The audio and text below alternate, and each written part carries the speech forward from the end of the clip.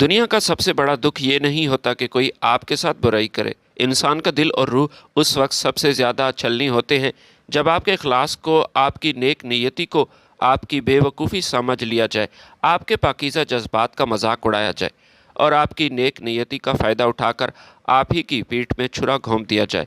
اگر وقت کو پیچھے موڑنا میرے بس میں ہوتا یا قانون کی باغ ڈور میرے ہاتھ میں ہوتی تو میں جذبات سے کھیلنے والے اور شرافت کا نقاب اوڑھ کر لوگوں کی زندگیاں برباد کرنے والے بہروپیوں کو سر عام پھانسی پر لٹکا دیتی تاکہ آنے والی نسلیں عبرت حاصل کر سکیں۔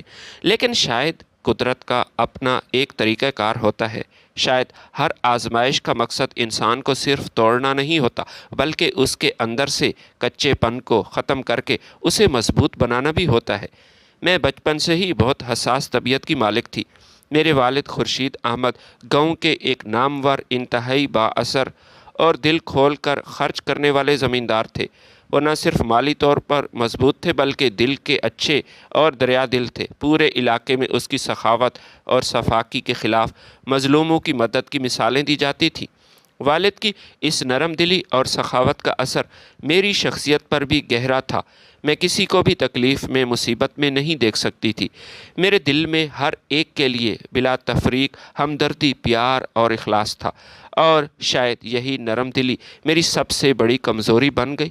جب میری شادی کا وقت آیا تو میرے لیے سب سے اہم بات یہ تھی کہ میرا ہمسفر ایک نیک، با اخلاق اور با اصول انسان ہو، اور جب ارسلان کا رشتہ آیا تو ظاہری طور پر وہ انہی تمام خصوصیات کا مجسمہ نظر آتا تھا۔ شادی کا دن تھا، چاروں طرف خوشیوں کی رونق تھی، شہنائیاں بج رہی تھی اور مہمانوں کا تانتا بندھا ہوا تھا۔ میری رخصتی کا وقت قریب تھا اور میں دلہن کے لباس میں سجی، دل میں ہزاروں خدشات اور اندیکھے مستقبل کی امیدیں لیے بیٹھی تھی۔ رخصتی سے کچھ دیر قبل ارسلان گاڑی میں میرے ساتھ آ کر بیٹھ گیا۔ اس کا روپ، اس کی مسکراہٹ اور اس کا انداز انتہائی پروقار، پرسکون تھا۔ ہم دونوں گاڑی میں بیٹھے ہی تھے کہ اچانک فضا میں عصر کی دلکش اور روح پرور اذان کی آواز گونجی۔ اذان کا پہلا لفظ سنتے ہی ارسلان کے چہرے پر عجیب سی سنجیدگی اور احترام کے اثرات ابھرے جو میں نے محسوس کیے۔ اس نے بغیر کسی ہچکچاہٹ کے فوراً اپنے سر سے صحرا اتارا، اپنی قیمتی پگڑی وہ سائٹ پر رکھی اور گاڑی کی نشست پر ایک طرف رکھ دی۔ گاڑی کا دروازہ کھول کر ارسلان کے دوست نے تعجب سے اس سے کہا کہ یار کہاں جا رہے ہو؟ ابھی بارات کی رخصتی میں چند منٹ باقی ہیں، سب تمہارے منتظر ہیں، اور دیکھو تو صحیح تمہاری اس تیاری اور گیٹ اپ پر ہمارا کتنا خرچ اور محنت لگی ہے۔ ابھی تم بیٹھو، گھر پہنچ کر سکون سے نماز ادا کرنا اور قضا پڑھ لینا۔ ارسلان نے بہت نرمی اور ہلکی سی مسکراہٹ کے ساتھ اپنے دوست کی طرف دیکھا۔ اس کی آنکھوں میں عجیب سی پرہیزگاری کی چمک تھی جسے میں اس وقت سچی مان بیٹھی تھی۔ ارسلان نے کہا، یار یہ تم نے کیسی بات کی؟ کیا اس سے پہلے بھی کبھی میری کوئی نماز قضا ہوئی ہے جو آج ہو جائے گی؟ دنیا کا ہر کام اور ہر خرچہ رب کے حضور حاضری کے سامنے ثانوی ہے۔ مجھے چند منٹ دو، بس میں مسجد سے فرض ادا کر کے ابھی آتا ہوں۔ یہ کہہ کر ارسلان نے گاڑی کا دروازہ بند کیا اور تیزی سے وہ مسجد کی طرف قدم اس نے بڑھا دیے۔ اسی لمحے گاڑی کی کھڑکی کے شیشے سے اسے مسجد کی طرف جاتے ہوئے دیکھ کر میرے دل کی حالت بدل گئی۔ میری آنکھوں میں خوشی کے آنسو تیرنے لگے اور میں نے اپنے رب کا شکر ادا کیا۔ میں نے سوچا، یا اللہ تیرا لاکھ لاکھ شکر ہے، تیرا کتنا بڑا احسان ہے مجھ پر کہ تو نے مجھے ایک ایسا ہم سفر دیا جو تیرے احکامات کا پابند ہے، جو خوشی کے اس ہنگامے میں اور خوبصورت روپ میں بھی اپنے رب کو کبھی نہیں بھولتا۔ جو دل کا اتنا اچھا ہے وہ مجھ جیسی نازک اور حساس لڑکی کا حق کیسے مار سکتا ہے؟ مجھے لگا کہ میں دنیا کی سب سے خوش نصیب عورت ہوں جس کو ارسلان جیسا دیندار، 5 وقت کا نمازی، ماہ رمضان کے پورے روزے رکھنے والا اور با اخلاق شوہر ملا ہے۔ بظاہر اس میں ہر خوبی موجود تھی جو ایک مثالی انسان میں ہونی چاہیے، لیکن مجھے کیا معلوم تھا کہ وہ جسے میں نے تقویٰ اور پرہیزگاری سمجھا تھا وہ دراصل مکر، فریب، منافقت کا ایک زہریلا جال تھا۔ وہ ایک ایسا منافق تھا جو دین کا نام، نماز کا دکھاوا اور اخلاق کا نقاب صرف اپنے ناپاک عزائم کو چھپانے کے لیے استعمال کرتا تھا۔ اگلے بندے کی شخصیت کو دیکھتے ہوئے وہی روپ دھار لیتا تھا۔ شادی کے ابتدائی دنوں میں وہ میرے ساتھ اتنی پیاری باتیں کرتا، اتنی عزت دیتا کہ میں اس کے اشاروں پر ناچنے لگی۔ وہ جتنا مجھ سے کہتا میں بغیر کسی شک و شبے کے ویسا ہی کرتی۔ اس نے مجھے پوری طرح اپنے شیشے میں اتار لیا تھا۔ میں اس کی محبت کی گرفت میں اتنی اندھی ہو چکی تھی کہ مجھے اس کے ہر بول میں سچائی، اس کے ہر قدم میں شرافت نظر آتی تھی۔ میں ہر وقت اپنے شوہر کی خدمت، اس کا احترام اور اس کی دیکھ بھال کرتی تھی، لیکن میں اس بات سے بالکل انجان تھی کہ اس نقاب کے پیچھے مال و دولت کا ایک بھوکا درندہ چھپا ہے جو صرف یہ دیکھ رہا تھا کہ میرے باپ کے پاس کتنا پیسہ ہے اور کس طرح اسے استعمال کرنا ہے، کس طرح آہستہ آہستہ نوچ کر کھایا جائے۔ شادی کے ابتدائی دن کسی حسین خواب کی طرح گزر رہے تھے۔ ارسلان کا رویہ، اس کا لہجہ، اس کی پرہیزگاری مجھے ہر لمحہ اس بات پر مجبور کرتے تھے کہ میں اپنے رب کا شکر ادا کروں۔ لیکن مجھے کیا معلوم تھا کہ یہ تمام تر محبت اور احترام محض ایک بچھایا ہوا جال تھا جس کا مقصد مجھے جذباتی طور پر، مکمل طور پر اپنے سحر میں جکڑنا تھا۔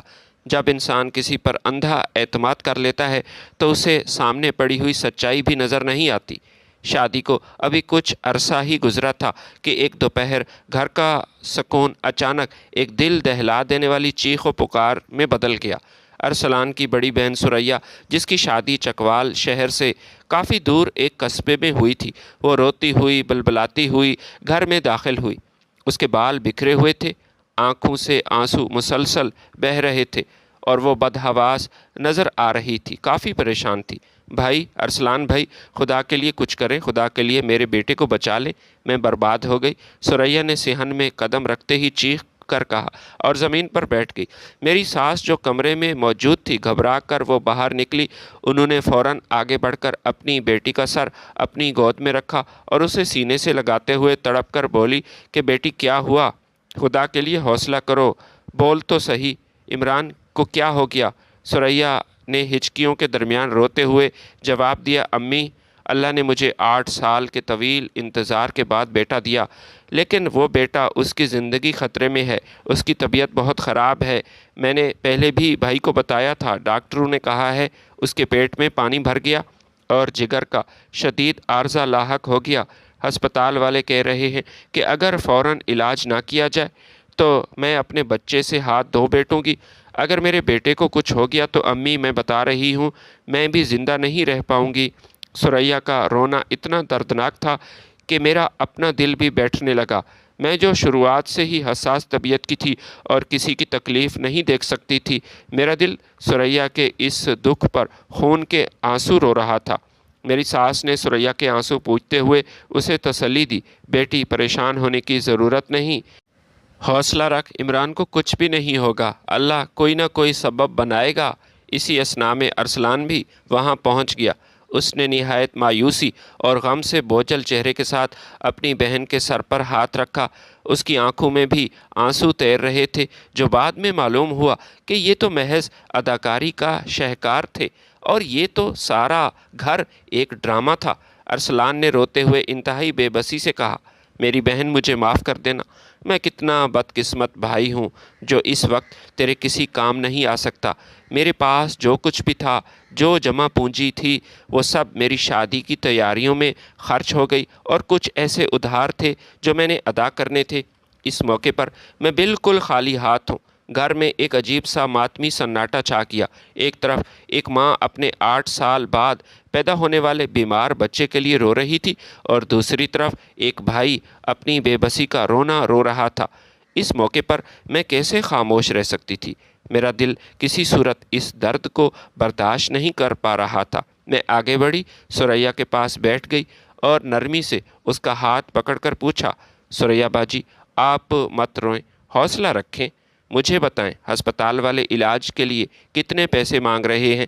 ثریا نے تڑپ کر اور روتے ہوئے جواب دیا، اریبہ، ہسپتال والے 3 لاکھ روپے مانگ رہے ہیں، لیکن میرے پاس اتنے پیسے نہیں ہیں۔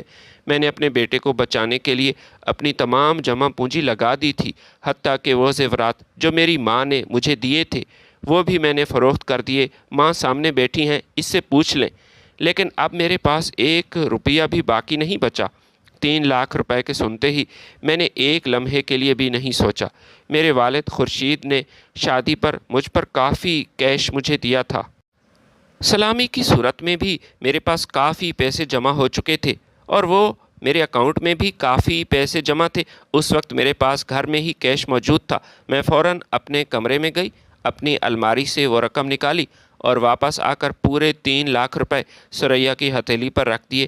باجی یہ پیسے لیں، یہ 3 لاکھ روپے پکڑیں، وقت ضائع مت کریں، فوراً ہسپتال جائیں، اور ہاں اگر علاج کے لیے مزید پیسوں کی ضرورت ہو تو بلا جھجک مجھے بتانا، کسی کو بتانے کی ضرورت نہیں، آپ کو پریشان نہیں ہونا، میں نے ہمدردی سے کہا۔ ثریا نے پیسے ہاتھ میں پکڑے میری طرف ایسی نظروں سے دیکھا جیسے میں اس کا نجات دہندہ ہوں۔ اس نے مجھے بے شمار دعائیں دی، میرا شکریہ ادا کیا اور تیز تیز قدموں سے وہاں سے نکل گئی۔ جب ثریا چلی گئی تو ارسلان میرے پاس آیا۔ اس نے انتہائی عقیدت اور محبت کا مظاہرہ کرتے ہوئے میرے دونوں ہاتھوں کو اپنے ہاتھوں میں تھمایا۔ اس کی آنکھوں میں جیسے تشکر کی لہر دوڑ رہی تھی۔ اس نے نرمی سے کہا، اریبہ تمہارا بہت بہت شکریہ، میں کتنا خوش نصیب ہوں جو مجھے تمہاری جیسی با اخلاق، حساس اور ہمدرد بیوی ملی ہے۔ آج تم نے میرا دل جیت لیا، تم نے آج میری بہن کا میرا مان رکھ لیا۔ میری بہن اپنے بیٹے کی وجہ سے بہت پریشان تھی، میرا بھانجا واقعی بہت بیمار ہے۔ ارسلان نے ایک آہ بھری اور بات کو آگے بڑھاتے ہوئے بولا، تمہیں پتہ ہے اریبہ، میرے بہنوئی کا اپنا بہت بڑا کاروبار تھا، لیکن پھر بدقسمتی سے اسے کاروبار میں شدید خسارہ ہوا۔ اس کے قریبی ساتھیوں نے اسے دھوکہ دیا۔ تب سے لے کر آج تک میرا بہنوئی اپنے پیروں پر کھڑا نہ ہو سکا اور کافی مفلس اور غریب ہو چکا ہے۔ مجھ سے جتنا ہو سکتا ہے میں اس کی مدد کرتا رہتا ہوں، لیکن اس موقع پر میرے پاس بھی کچھ نہیں تھا، لیکن تم نے ہمارا دل جیت لیا۔ ارسلان کے ان الفاظ نے میرے دل میں اس کے لیے احترام، محبت کو 100 گنا بڑھا دیا۔ مجھے لگا کہ میں نے ایک سچے اور مجبور خاندان کی مدد کی ہے۔ میں اندر سے ایک عجیب سا سکون محسوس کر رہی تھی، کیونکہ میری نیت تو صاف تھی، یہ سوچ کر کہ شاید میرے پیسوں سے ایک معصوم بچے کی جان بچ جائے گی۔ مجھے کیا خبر تھی کہ یہ 3 لاکھ روپے تو صرف ایک ڈرامے کی پہلی قسط تھے۔ میں جس خاندان کو اپنا سمجھ بیٹھی تھی، جن پر وفاداری نچھاور کر رہی تھی، جن کے لیے اپنا دل رقم نچھاور کر رہی تھی، وہ پشت پر بیٹھ کر میری اسی سادگی اور ہمدردی پر ہنستے تھے اور اگلے بڑے فریب کی منصوبہ بندی کر رہے تھے۔ ثریا کے واقعے کو ابھی چند دن گزرے تھے اور میں اسی خوش فہمی میں جی رہی تھی کہ میں نے ایک معصوم بچے کی جان بچانے میں اپنا اہم کردار ادا کیا ہے۔ گھر کا ماحول ابھی مسکرانا شروع ہی ہوا تھا کہ فریب کا ایک نیا، زیادہ خوفناک اور گہرا جال بچھانے کی تیاری مکمل ہو چکی تھی۔ وہ ایک عام سی دوپہر تھی۔ میں اور ارسلان ڈرائنگ روم میں بیٹھے ہوئے تھے کہ اچانک ارسلان کے فون کی گھنٹی بجی۔ اس نے جیسے ہی فون کان سے لگایا، اس کے چہرے کی رنگت اسی وقت اڑ گئی اور اس کے پیشانی پر پسینے کی بوندیں چمکنے لگیں۔ آنکھوں میں شدید بے چینی پھیل گئی۔ اس نے جلدی سے بغیر کچھ کہے فون کاٹ دیا اور انتہائی پریشانی کی حالت میں فوراً اپنی جگہ سے کھڑا ہو گیا۔ اس کی یہ حالت دیکھ کر میری ساس بھی کمرے میں داخل ہوئی اور گھبرا کر بولی، بیٹا کیا ہوا ارسلان؟ کس کا فون تھا؟ تم اس قدر کیوں پریشان ہو؟ مجھے بتاؤ، میرا دل بیٹھا جا رہا ہے۔ ارسلان نے اپنی ماں کے ہاتھ تھامے اور پھر کپ کپاتی ہوئی آواز میں کہا، امی غضب ہو گیا، غضب، بہت بڑا غضب ہو گیا۔ شاہد بھائی کو پولیس پکڑ کر لے گئی ہے، اور صرف بھائی نہیں گئے، انہوں نے بھابھی کو بھی گرفتار کر لیا۔ بھابھی بھی پولیس اسٹیشن میں ہے۔ میری ساس نے اپنے سر پر ہاتھ رکھ لیا اور چیخ کر بولی، یا اللہ، یہ کیا ہو گیا؟ یہ اس خاندان کو کس کی نظر لگ گئی؟ یہ کیا ماجرا ہے؟ میرے شاہد نے ایسا کیا کر دیا؟ میں ابھی تمہارے ساتھ تھانے جاؤں گی، مجھے اپنے بیٹے کے پاس لے چلو۔ گھر میں ایک بار پھر افراتفری مچ گئی۔ ارسلان نے جلدی سے گاڑی کی چابیاں اٹھائیں اور باہر کی طرف بھاگنے لگا۔ اپنے شوہر کو اس قدر پریشان دیکھ کر میں بھلا گھر میں کیسے خاموشی سے بیٹھ سکتی تھی؟ میں نے فوراً اپنی چادر اوڑھی اور اپنی ساس کو سنبھالتے ہوئے گاڑی میں جا کر بیٹھ گئی۔ ارسلان اتنی تیز گاڑی چلا رہا تھا کہ جیسے کوئی بڑی آفت آنے والی ہو۔ میں بار بار اس سے منع کر رہی تھی، اسے تسلی دے رہی تھی کہ ارسلان خدا کے لیے گاڑی آہستہ چلاؤ، سب ٹھیک ہو جائے گا، پریشان ہونے کی ضرورت نہیں، ہم تھانے جا کر بات کرتے ہیں۔ جب ہم پولیس اسٹیشن پہنچے تو وہاں کا ماحول انتہائی خوفناک اور سرد تھا۔ زنگ آلود سلاخوں اور حبس زدہ فضا میں عجیب سی ہولناکی تھی۔ ہم جیسے ہی اندر داخل ہوئے، سامنے دیکھ کر میری اور میری ساس کی چیخیں نکل گئیں۔ شاہد واقعی جیل کی سلاخوں کے پیچھے بند تھا۔ اس کی حالت دیکھ کر ایسے لگتا تھا جیسے پولیس والوں نے اس پر بے جا تشدد کیا۔ اس کے کپڑے پھٹے ہوئے تھے، چہرے پر سوجن تھی اور سر پر خون کے خشک دھبے اور چوٹوں کے گہرے نشانات تھے۔ وہ بے بسی سے سلاخوں کو پکڑ کر کھڑا تھا۔ حوالات کے باہر انسپکٹر کی میز کے قریب ایک بڑی بڑی مونچھوں والا شخص بڑے ہی غرور کے ساتھ بیٹھا تھا، جس کے چہرے پر غصہ تھا۔ اس کے چہرے پر ظالمانہ مسکراہٹ تھی۔ ارسلان نے شاہد کی یہ حالت دیکھی تو تپ کر آگے بڑھا اور پھر غصے سے انسپکٹر کی میز پر ہاتھ مارتے ہوئے بولا، انسپکٹر صاحب، یہ آپ نے ٹھیک نہیں کیا۔ یہ کیا اندھیر نگری ہے؟ آپ نے میرے بھائی کو کس جرم میں پکڑا اور اسے تشدد کا نشانہ کیوں بنایا؟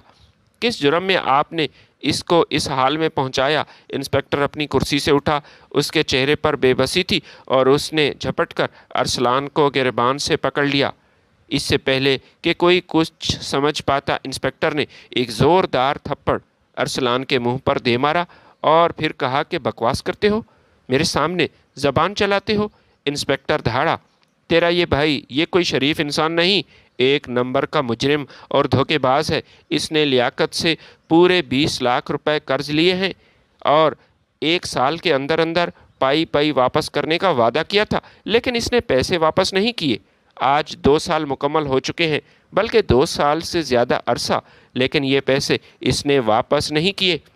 وہ مونچھوں والا شخص جس کا نام لیاقت تھا، وہ اپنی کرسی سے اٹھا، اپنی مونچھوں کو تاؤ دیتا ہوا ارسلان کے قریب آیا اور پھر زہریلے لہجے میں بولا، ہاں انسپکٹر صاحب بالکل ٹھیک کہہ رہے ہیں، تیرے بھائی کی وجہ سے میں کافی پریشان ہوا۔ تیرے اس لالچی بھائی نے میرے ساتھ بہت بڑا دھوکہ کیا۔ اب میں اسے نہیں چھوڑوں گا، کسی قیمت پر نہیں چھوڑوں گا۔ یہ یہاں جیل کے اندر مرے گا، یہ 20 لاکھ روپے دے گا تو یہاں سے نکلے گا، ورنہ یہیں جیل کی ان سلاخوں کے پیچھے سڑ سڑ کر مر جائے گا۔ سلاخوں کے پیچھے سے شاہد ہاتھ جوڑ کر رو رہا تھا اور پھر بول رہا تھا کہ لیاقت صاحب، خدا کے لیے کچھ مجھ پر رحم کریں، میں آپ سے وعدہ کرتا ہوں مجھے صرف 2 مہینے کا وقت دیں، میں کسی طرح دن رات ایک کر کے آپ کا یہ قرض واپس کروں گا۔ لیکن وہ لیاقت اور انسپکٹر اس کی کوئی بات نہیں سن رہے تھے۔ پھر وہ کہنے لگا، میری بیوی کو چھوڑ دیں، لیکن لیاقت نے صاف انکار کیا اور پھر کہنے لگا کہ نہیں، ہرگز نہیں، تمہیں 1 دن مزید نہیں ملے گا، یا تو ابھی کے ابھی رقم ادا کرو یا پھر انجام کے لیے تیار ہو جاؤ۔ اس موقع پر ارسلان نے جو ڈرامہ رچایا اس نے میرے دل کو پگھلا کر رکھ دیا۔ ارسلان نے اپنی آنکھوں میں شاہد کے لیے بے پناہ پریشانی، محبت اور تڑپ کا تاثر ابھارا۔ وہ انسپکٹر کے آگے ہاتھ جوڑ کر کھڑا ہو گیا اور منت کرتے ہوئے ایک منت بھرے لہجے میں بولا کہ انسپکٹر صاحب، میرے بھائی کو چھوڑ دیں، خدا را اسے رہا کر دیں، وہ اس تشدد کو برداشت نہیں کر سکتا، یہ شوگر کا مریض ہے۔ اگر آپ کو کسی کو قید کرنا ہے تو مجھے جیل میں ڈال دیں، لیکن میرے بھائی پر مزید ظلم نہ کریں، یہ مر جائے گا۔ انسپکٹر نے مصنوعی غصے کا مظاہرہ کرتے ہوئے ارسلان کو بازو سے پکڑا اور دھکا دیا۔ وہ بھی شاہد کے ساتھ جیل کی سلاخوں کے پیچھے بند ہو گیا اور پھر اس نے تالا لگا لیا۔ لو پھر تم دونوں بھائی اب یہیں گلو گے، مرو گے، سڑو گے، انسپکٹر نے کڑک کر کہا۔ میری ساس وہیں زمین پر بیٹھ کر اپنے بال نوچنے لگی اور رو رو کر بین کرنے لگی، ہائے ہمارے بھرے اس گھر کو کس کی نظر لگ گئی، ہماری خوشیوں کو کس کی نظر لگی۔ ابھی چند مہینے پہلے ہی میرے بیٹے ارسلان کی شادی تھی، گھر میں خوشیوں کا سما تھا، اور آج میرے دونوں بیٹے جیل میں بند ہیں۔ اب ہمارا کیا ہوگا؟ میری ساس کی یہ حالت اور ارسلان کو سلاخوں کے پیچھے دیکھ کر میرا ضبط ٹوٹ گیا۔ میں آگے بڑھی اور لیاقت کے سامنے جا کر مضبوط آواز میں پوچھا، لیاقت صاحب، آپ مجھے بتائیں کیا مسئلہ ہے؟ شاہد بھائی نے آپ کو کل کتنا قرض دینا ہے، مجھے ڈیٹیل سے بتائیں۔ لیاقت نے میری طرف گھور کر دیکھا اور انتہائی اور روبدار آواز میں بولا، پورے 20 لاکھ روپے اس شخص نے اپنی ماں کے سونے کے زیورات میرے پاس گروی رکھ کر مجھ سے 20 لاکھ روپے نقد لیے تھے۔ میں نے اس پر بھروسہ کیا تھا کیونکہ یہ مجبور تھا۔ 1 سال بعد جب یہ رقم واپس نہ کر سکا تو میں نے مجبوری میں وہ زیورات فروخت کرنے کے لیے سونار سے رابطہ کیا، سونار کی دکان میں داخل ہوا، لیکن جیسے ہی سونار نے ان زیورات کی جانچ پڑتال کی، معلوم ہوا کہ یہ سارے کے سارے زیورات نقلی ہیں۔ میرے ساتھ 20 لاکھ کا فراڈ ہوا ہے، میں اسے کیسے چھوڑ سکتا ہوں؟ اور یہ جو تمہارا شوہر، یہ جو معصوم بنا پھرتا ہے، یہ بھی اپنے بھائی کا 7 برابر کا شریک تھا۔ یہ گواہ کے طور پر میرے پاس آیا تھا اور اس نے ضمانت دی تھی کہ یہ رقم واپس ملے گی۔ میرا ارادہ تو اس ارسلان کو بھی گرفتار کرنے کا تھا، لیکن اچھا ہوا یہ خود ہی پولیس اسٹیشن آ گیا۔ ارسلان نے جیل کی سلاخوں کے اندر سے انتہائی حسرت، بے بسی اور ندامت بھری نظروں سے میری طرف دیکھا۔ یہ دوسری بار میری طرف دیکھ رہا تھا۔ وہ نظریں ایسی تھیں جیسے وہ مجھ سے التجا کر رہا ہو کہ اس درد سے، اس ذلت سے اسے بچا لیا جائے۔ میں اپنی ساس کے پاس گئی، انہیں سہارا دے کر اٹھایا، گاڑی میں بٹھایا۔ واپسی کے پورے راستے میری ساس گاڑی میں مسلسل رو رہی تھی اور میں اسے تسلی دے رہی تھی۔ میرے ہاتھ پکڑ کر منتیں کر رہی تھی کہ اریبہ بیٹی، تم ہی ہمارے خاندان کی آبرو بچا سکتی ہو، کیا تم ہماری مدد کر سکتی ہو؟ اگر آج پیسے نہ دیے گئے تو پولیس ارسلان اور شاہد کو مار ڈالے گی۔ میں نے اپنی ساس کا ہاتھ چوما، پختہ لہجے میں کہا، ماں جی آپ بالکل بے فکر رہیں، آپ مجھ پر بھروسہ رکھیں، میں اپنے شوہر اور اپنے بھائی کو جیل میں رات نہیں گزارنے دوں گی، یہ میرا وعدہ ہے۔ گھر پہنچتے ہی میں نے بغیر کسی ہچکچاہٹ کے اپنا تمام زیور نکالا۔ میرے پاس 5 تولے سے بھی زیادہ وزنی سونے کا ایک بے حد خوبصورت اور قیمتی لاکٹ تھا جو میرے والد نے مجھے خاص طور پر بنوا کر دیا تھا۔ یہ والد کی طرف سے مجھے گفٹ تھا۔ حالات ایسے تھے کہ فوری طور پر نقد رقم کی شدید ضرورت تھی۔ میں سونار کے پاس گئی کیونکہ مجھے جلدی تھی، مجھے پیسوں کی ضرورت تھی، اس لیے سونار نے میری مجبوری کا فائدہ اٹھایا۔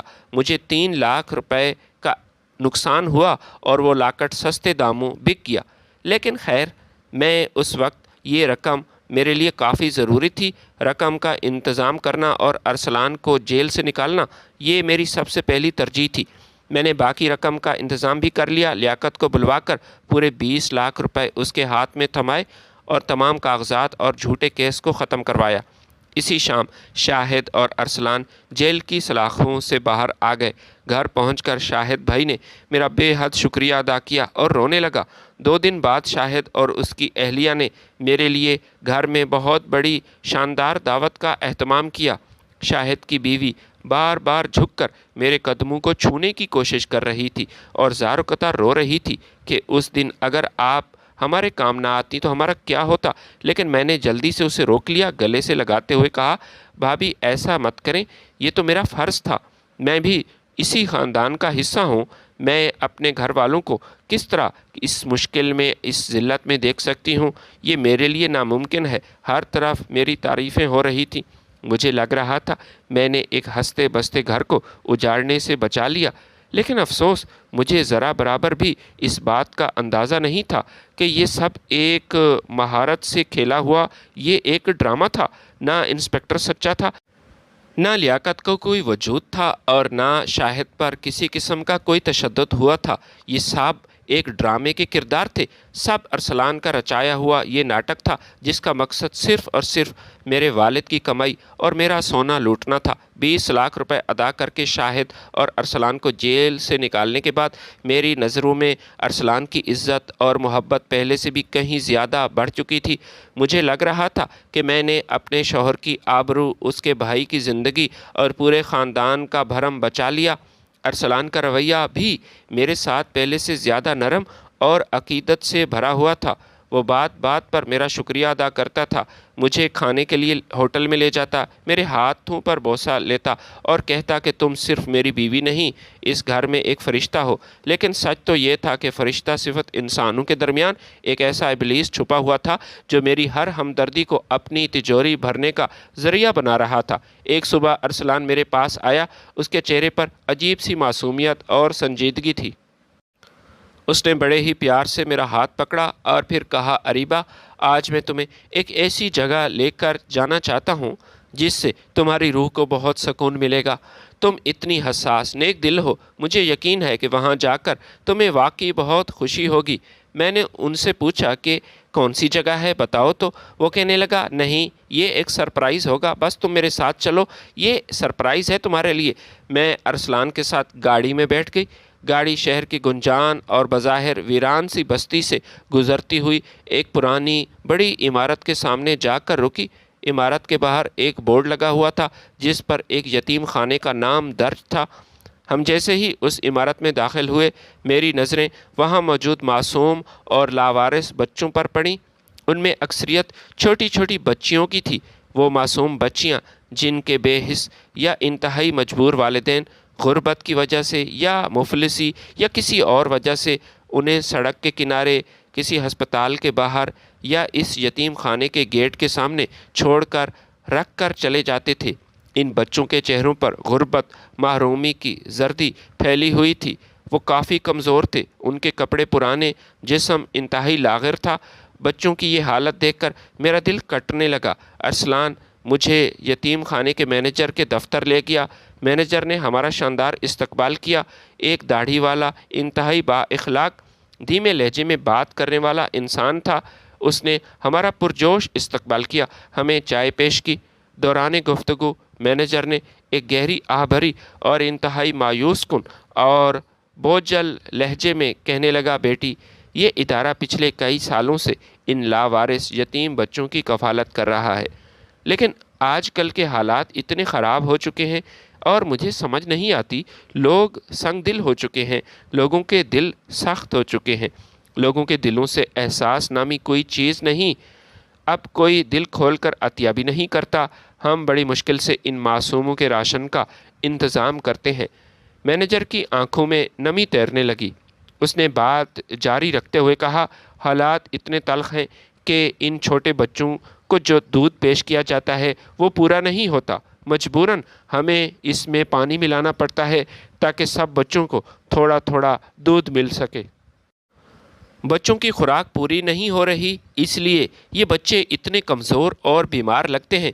دودھ میں پانی ملانے اور معصوم بچوں کی اس بے بسی کی بات سن کر مجھ سے برداشت نہ ہوا۔ میری آنکھوں سے مسلسل آنسو بہنے لگے اور میں خود بھی بچوں سے بہت محبت کرتی تھی۔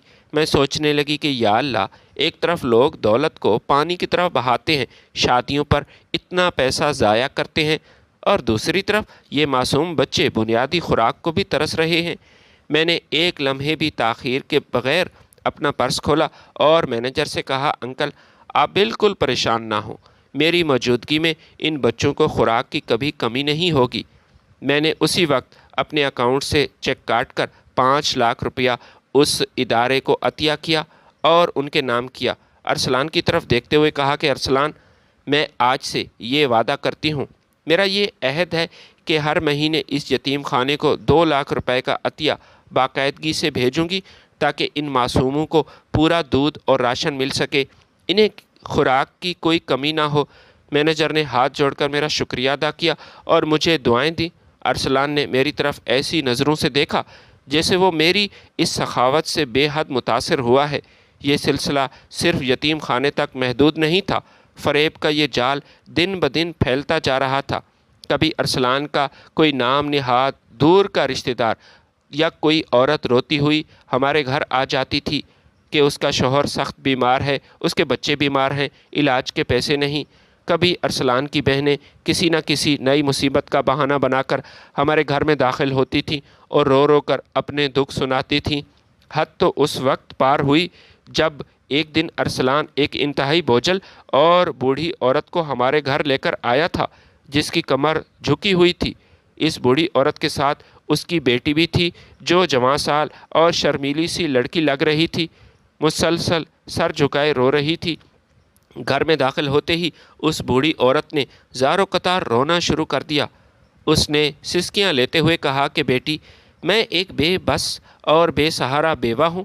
اللہ نے مجھے ایک ہی بیٹی عطا کی ہے، اس کا رشتہ طے ہو چکا ہے، لیکن مجبوری ہے، شادی کی تاریخ سر پر ہے، میرے پاس اس کو دینے کے لیے جہیز کا ایک جوڑا تک نہیں، میں غریب ہوں، لاوارث بے سہارا ہوں، میرا شوہر نہیں، میں کیا کر سکتی ہوں، میرے پاس اتنے پیسے نہیں کہ میں اپنی بیٹی کو عزت کے ساتھ گھر سے رخصت کر سکوں۔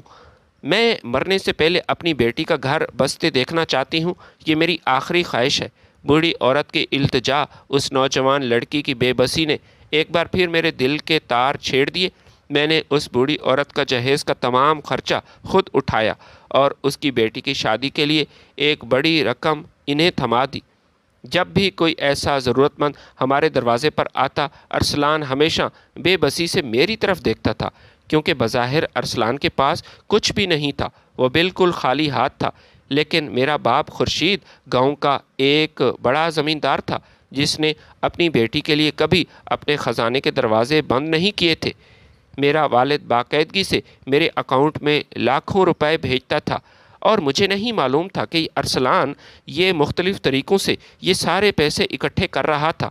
میں نے جب بھی جتنے پیسوں کی ڈیمانڈ کی، میرے باپ نے کبھی ایک بار بھی مجھ سے یہ نہ پوچھا، کوئی سوال نہ کیا کہ بیٹی اتنے پیسے کہاں خرچ کر رہی ہو۔ نہ کبھی اس نے میری نیت پر شک کیا۔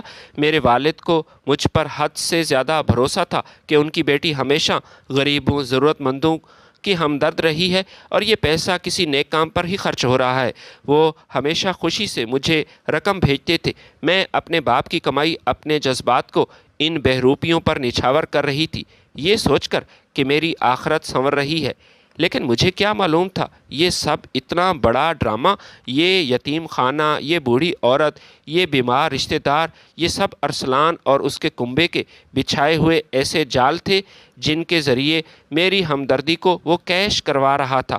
اور اب وہ سب سے بڑا ہولناک ڈرامہ رچانے والا تھا جس کے بارے میں نے کبھی سوچا بھی نہ تھا، جس نے میری زندگی کی بنیادیں ہلا کر رکھ دینی تھی۔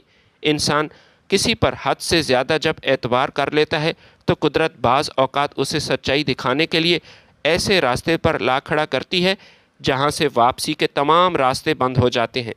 کچھ دن پہلے میں ارسلان کے ساتھ ایک قریبی عزیز کی شادی کی تقریب میں شرکت کرنے کے لیے گئی تھی۔ وہاں سے جب ہم خوشگوار موڈ میں گھر واپس لوٹے تو صحن مکمل طور پر خالی تھا۔ ماں نظر نہیں آ رہی تھی۔ معمول کے برعکس ارسلان کی والدہ میری ساس ڈرائنگ روم میں موجود نہیں تھی۔ ارسلان نے ادھر ادھر دیکھا، گھر میں داخل ہوتے ہی اپنی ماں کو آواز دی، اماں کہاں ہیں؟ دیکھیں میں آپ کے لیے کیا لے کر آیا ہوں۔ لیکن پورے گھر سے کوئی جواب نہ آیا۔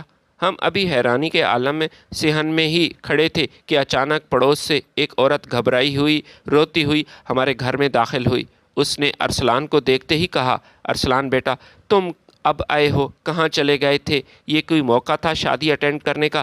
جلدی ہسپتال پہنچو، تمہاری ماں کی طبیعت اچانک شدید خراب ہو گئی تھی، وہ بے ہوش ہو کر نیچے فرش پر گری تھی اور ہم نے اس کی مدد کی۔ میرا بیٹا اسے اپنے رکشے پر پرائیویٹ ہسپتال لے کر گیا ہے۔ یہ سنتے ہی ارسلان بہت پریشان ہوا۔ اس نے میرا ہاتھ پکڑا، فوراً گاڑی کی طرف بھاگا۔ وہ گاڑی اتنی تیز چلا رہا تھا کہ ہر موڑ پر یوں لگتا تھا جیسے گاڑی الٹ جائے گی، بہت بڑا نقصان ہو جائے گا۔ اس کے چہرے پر خوف اور پریشانی کے تاثرات دیکھ کر میں اسے مسلسل تسلی دے رہی تھی۔ سب ٹھیک ہو جائے گا ارسلان، خدا کے لیے خود پر قابو رکھو، اللہ تعالیٰ پر بھروسہ رکھو، اتنی تیز گاڑی مت چلاؤ، انشاءاللہ ماں جی بالکل ٹھیک ہو جائیں گی، حوصلہ رکھیں۔ میں جیسے ہی ہسپتال پہنچی اپنے شوہر کے ساتھ، ارسلان سیدھا ایمرجنسی وارڈ کی طرف بھاگا۔ وہاں کے سینئر ڈاکٹر سے ملاقات ہوئی۔ ڈاکٹر نے انتہائی سنجیدہ اور بوجھل چہرے کے ساتھ ارسلان کو الگ لے جا کر بتایا، دیکھیے مسٹر ارسلان، آپ کی والدہ کی حالت انتہائی نازک ہے۔ اس کے دماغ میں ایک بہت بڑا ٹیومر ہے، اور یہ میں حیران ہوں آپ لوگوں پر کہ پہلے اس اپنی ماں کو کیوں نہ دکھایا۔ یہ بے حد پیچیدہ اور خطرناک آپریشن ہے جو انتہائی مہنگا ہے۔ اگر وقت پر پہنچ جاتے اور وقت ضائع نہ کرتے تو شاید آپریشن میں آسانی ہوتی، لیکن آپریشن سے پہلے بھی ہمیں کئی ایسی سٹیجز سے گزرنا ہوگا۔ کچھ نایاب ادویات کا بندوبست کرنا ہوگا جو ملک سے باہر سے منگوانی پڑیں گی، اس کا الگ خرچہ ہوگا۔ اس کے علاوہ آپریشن سے پہلے دماغ کے پریشر کو کم کرنے کے لیے 2 خاص انجیکشن لگانے ہوں گے، اور ایک انجیکشن کی قیمت پورے 5 لاکھ یعنی 2 انجیکشن 10 لاکھ روپے کے ہیں۔ ڈاکٹر کی یہ بات سن کر ارسلان وہیں سر پکڑ کر بیٹھ گیا، پھوٹ پھوٹ کر رونے لگا۔ اس کی یہ بے بسی دیکھ کر میں ایک لمحے کے لیے بھی خاموش نہ رہ سکی۔ میں نے آگے بڑھ کر ڈاکٹر سے کہا، ڈاکٹر صاحب آپ پیسوں کی بالکل بات مت کریں، پیسوں کی پرواہ مت کریں، پیسے کا بندوبست ہو جائے گا، بس آپ میری ساس کی زندگی بچا لیں، ہمارے لیے ہماری ساس زیادہ اہم ہے، کسی بھی چیز کی تاخیر نہیں ہونی چاہیے۔ میری ساس کئی دنوں تک اسی مہنگے ہسپتال کے VIP روم میں ایڈمٹ رہی۔ وہ ہسپتال انتہائی قیمتی تھا، صرف ایک رات کا رینٹ 50,000 روپے تھا، لیکن میں نے پیسوں کی ذرا برابر پرواہ نہ کی۔ ارسلان نے ہسپتال کے اخراجات اور ادویات کے نام پر مجھ سے جتنے پیسے مانگے میں نے ادا کیے، میں نے بنا سوچے سمجھے اسے پیسے دیے جو کہ لاکھوں میں تھے۔ حالات یہاں تک پہنچ گئے کہ میرے اپنے اکاؤنٹ کی رقم وہ ختم ہو چکی تھی۔ ایک ایسا موقع آیا جب میں نے اپنے والد کو مزید پیسوں کے لیے فون کیا تو انہوں نے پہلی بار تھوڑی سی ہچکچاہٹ کا اظہار کرتے ہوئے کہا کہ بیٹی اریبہ، اس وقت میرے پاس کیش ختم ہو چکا ہے، جتنے پیسے تھے میں نے تمہیں دے دیے، کیا اتنا پیسہ بھیجنا بہت ضروری ہے؟ میں نے روتے ہوئے اپنے باپ سے کہا، ابو جی ہاں بہت ضروری ہے، میری ماں نہیں اور میں تو اپنی ساس کو ہی اپنی ماں سمجھتی ہوں، میری ساس کی زندگی اور موت کا سوال ہے، اگر نقد پیسے نہیں ہیں تو آپ زمین کا کچھ حصہ فروخت کریں، لیکن پیسوں کا بندوبست ہر صورت کرنا پڑے گا۔ میرے والد نے اپنی بیٹی کا مان رکھتے ہوئے میری بات پر عمل کرتے ہوئے فوراً گاؤں کی 5 ایکڑ زمین فروخت کی اور وہ رقم میرے اکاؤنٹ میں ٹرانسفر کی۔ باہر سے وہ 10 لاکھ کے 2 انجیکشن اور مہنگی ادویات منگوائی گئیں۔ آپریشن کی تمام تیاریاں وہ مکمل ہو چکی تھی اور پھر ساس کا وہ نام نہاد پیچیدہ آپریشن انجام دیا گیا۔ جس رات آپریشن ہو رہا تھا میں ہسپتال کے کونے میں جائے نماز بچھا کر ساری رات اللہ تعالیٰ کے حضور رو رو کر اپنی ساس کی زندگی کی دعائیں مانگ رہی تھی۔ میری اپنی تو کوئی سگی ماں نہیں تھی، وہ تو میں بہت چھوٹی تھی جب ماں کا انتقال ہوا تھا، لیکن میں اپنی ساس کو ہی اپنی ماں سمجھتی تھی اور دل کی گہرائیوں سے اس کی صحت یابی چاہتی تھی۔ اللہ تعالیٰ کا فضل ہوا، آپریشن کامیاب ہو گیا اور ڈاکٹر نے بتایا کہ مریضہ بالکل خطرے سے باہر ہے۔ تاہم ڈاکٹر نے انہیں 1 ہفتے کے لیے مزید ہسپتال میں رہنے کی ہدایت کی۔ کچھ دن بعد میں اپنی ساس کی مزاج پرسی کے لیے بازار سے پھولوں کا ایک بے حد خوبصورت گلدستہ اور تازہ پھل فروٹ لے کر ہسپتال روانہ ہوئی۔ میں بہت خوش تھی کہ آج اپنی ساس سے ملوں گی۔ اللہ تعالیٰ نے میرے گھر کا سایہ بچا لیا، لیکن جیسے ہی ساس کے کمرے کے باہر پہنچی دروازہ تھوڑا سا کھلا تھا۔ کمرے کے اندر سے کہوں کی ہنسنے کی آوازیں آ رہی تھی۔ میں حیران رہ گئی، جو عورت ابھی آپریشن سے اٹھی ہے وہاں اس قدر کہے، یہ اتنی ہنسی کی آوازیں یہ کیوں ہیں؟ نہ چاہتے ہوئے بھی میرے قدم وہیں جم گئے اور میں کمرے میں داخل نہ ہو سکی۔ میں نے دروازے کی باریک دراڑ سوراخ سے اندر جھانکا۔ اندر کا منظر دیکھ کر میرے پاؤں تلے زمین نکل گئی۔ کمرے میں ڈاکٹر کے ساتھ 2 نرسیں بھی کھڑی تھیں۔ ارسلان، اس کی بہن سریا اور اس کی ماں بیڈ پر بالکل ٹھیک ٹھاک ٹیک لگائے بیٹی کہے لگا رہی تھی، ہنس رہی تھی۔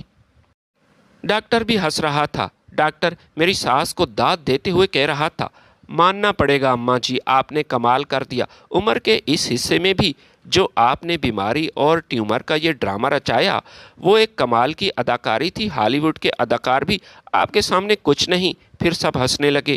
وہ سب آپس میں گفتگو کر رہے تھے اور میری بے وقوفی پر بے تحاشا ہنس رہے تھے۔ یہ منظر دیکھ کر میرے ہاتھ پاؤں ٹھنڈے پڑ گئے، مجھے اپنے کانوں پر یقین نہ آیا۔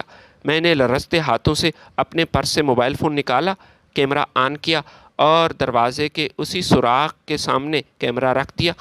ان کی تمام تر گفتگو سنسنی خیز ثبوت کے ساتھ میرے فون میں ریکارڈ ہونے لگی۔ اسی وقت ارسلان نے اپنے جیب سے فون نکالا اور اپنی ماں کو دکھاتے ہوئے بولا، اماں ذرا یہ دیکھیں، اپنی نئی ہونے والی امیر بہو کی تصویر تو دیکھ لیں۔ اس اریبہ کو تو اب چند دنوں بعد طلاق دے کر میں باہر پھینک دوں گا، کیونکہ اب اس کے پاس کچھ بھی نہیں بچا اور اس کا باپ اب ہم پر مزید شاید خرچ نہ کرے۔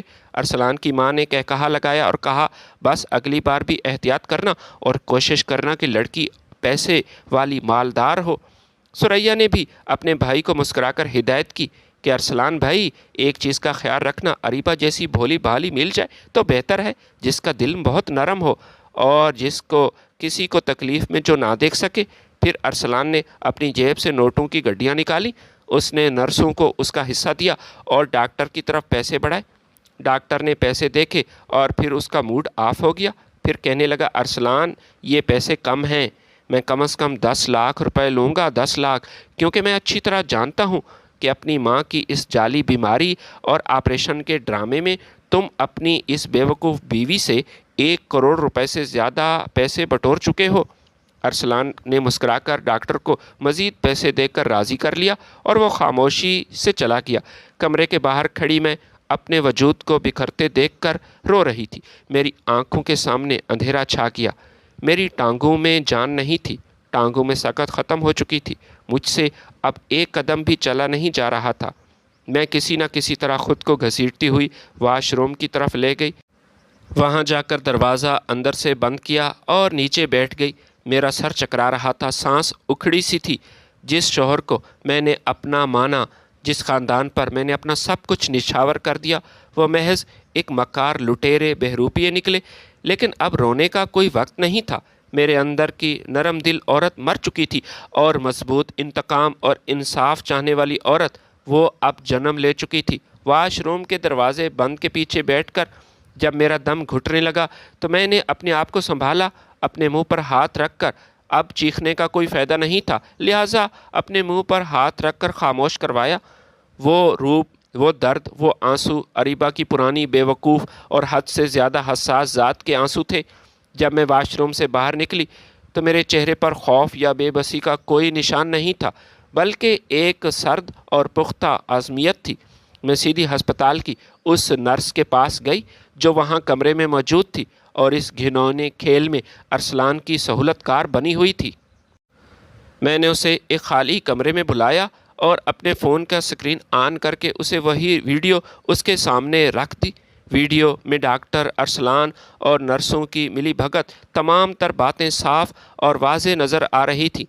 ویڈیو دیکھتے ہی نرس کے چہرے سے خون چڑھ گیا۔ وہ کافی پریشان ہوئی، اس کے ہونٹ کپ کپانے لگے اور خوف سے وہ تھر تھر کانپنے لگی۔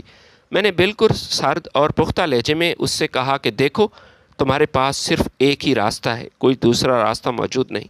تم نے اس ہسپتال اور ان لوٹیروں کے ساتھ مل کر دھوکہ دہی کی ہے۔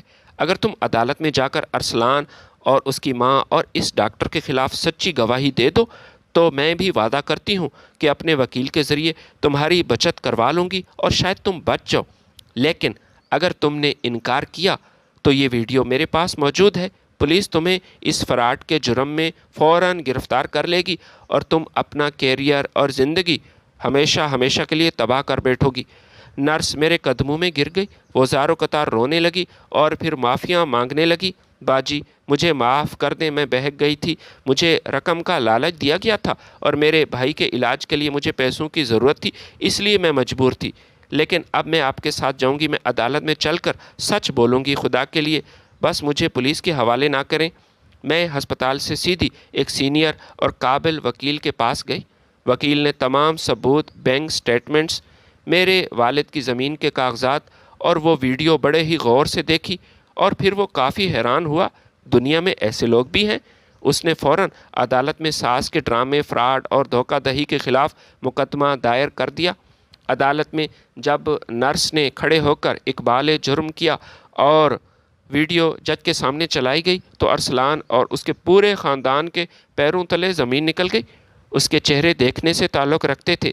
ارسلان کو اندازہ ہی نہیں تھا کہ وہ کتنی بڑی اور ہولناک مصیبت میں پھنس چکا ہے۔ جس عورت کو وہ بے وقوف سمجھ رہا تھا اور اس کے جذبات اور مال سے کھیل رہا تھا، وہی عورت آج اس کے لیے قانون کا کوڑا بن چکی تھی۔ تمام ثبوتوں، ویڈیو ریکارڈنگز اور گواہوں کی موجودگی میں عدالت نے ارسلان، اس کی بہن ثریا اور اس کی ماں اور اس مکار ڈاکٹر کو فوراً گرفتار کرنے کا حکم دیا۔ اس کے علاوہ وہ انسپکٹر، وہ یتیم خانے کا جعلی مینیجر، سب کو گرفتار کیا گیا۔ جب ارسلان کا پولیس نے جسمانی ریمانڈ لیا اور تھانے میں اس پر قانون کی گرفت سخت ہوئی تو اس نے رو رو کر اپنا سارا کچا چھٹا کھول دیا، سب بیان کر دیا۔ ارسلان نے اس بات کا اعتراف کیا، میں شروع سے ہی اپنی بیوی کو بے وقوف بنا رہا تھا۔ دراصل میرا مقصد بھی یہی تھا کہ اس کے باپ کی اس کی ساری رقم پر قبضہ کیا جائے۔ نہ ہی میری بہن ثریا کا کوئی بیٹا بیمار تھا، نہ ہی شاہد کا 20 لاکھ کا کوئی قرض تھا۔ وہ تھانے کا چکر بھی ایک ڈرامہ ہی تھا، جہاں میں نے انسپکٹر کو بھی پیسے دے کر یہ ڈرامہ کیا، اور سب سے بڑا ڈرامہ ماں کی بیماری پر تھا، تاکہ اریبہ کی باپ کی زمین بکوا کر رقم بٹوری جائے۔